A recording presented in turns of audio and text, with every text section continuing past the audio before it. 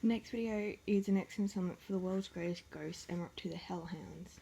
Dogs, cats and horses have always been associated with the spirit world. They are said to sense, even see ghosts which are invisible to the human eye, but some animals exist as four-legged phantoms themselves.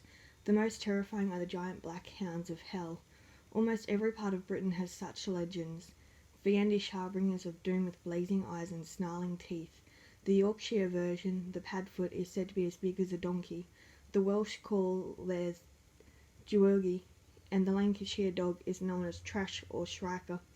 On the Isle of Man, the Mouth or Moddy-Doo is said to haunt Peel Castle, and soldiers once refused to patrol the battlements there alone. One sentry who dared to serve solo was found gibbering next morning and died 3 days later. The most frequently documented hellhound is Black Shuck, whose name is derived from Skaka, the Saxon word for the devil. Hundreds of people claim to have seen him at night in the lonely fenlands of East Anglia, the one eye in the centre of his head blazing scarlet or yellow. He has been reported on the coast near Cromer, loping along lanes near the Norfolk Broads at Neatishead, and at Wickenfen near Newmarket. In Suffolk, people living near the heathland of Walbeckswick and Dunwich call him the Galley Trot, and it was in this area during World War II that he gave an American airman and his wife a night they would never forget. The couple had rented a flat-topped hut on the edge of Walbeckswick Marsh, while the husband served at a nearby airbase. One stormy evening they were startled by a violent pounding on the door. The airman peeped through a window and saw a huge black beast battering their home. The terrified couple piled what little furniture they had against the door, then cowered as the attacker hurled his body against first one wall, then another, then leapt onto the roof. The ordeal lasted several hours before the noise faded away. The couple waited anxiously for daylight, and at dawn crept outside to inspect the damage. There was no sign of the attack and no paw or claw marks in the soft mud around the hut. The West Country is said to have a pack of wild black dogs whose blood-curdling howls have been heard several times across the vast wastes of Dartmoor.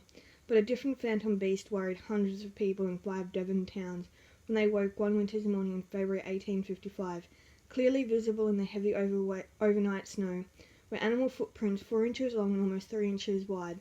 Footprints which it was later discovered stretched in a zigzag trail for nearly 100 miles from Totnes to Littleham. Dogs brought in to track the mystery creature through undergrowth at Dawlish backed off, howling dismally. Baffled investigators found that at one stage the trail into a shed through a 6-inch hole.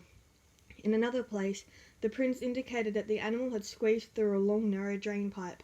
Next night the local people bolted their doors and refused to venture outside. They were convinced the devil himself had walked through Devon.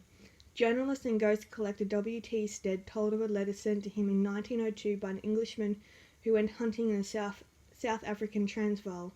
The man claimed he was riding back to camp on an eerie white horse carrying an unearthly rider emerged from a thicket of trees and pursued him.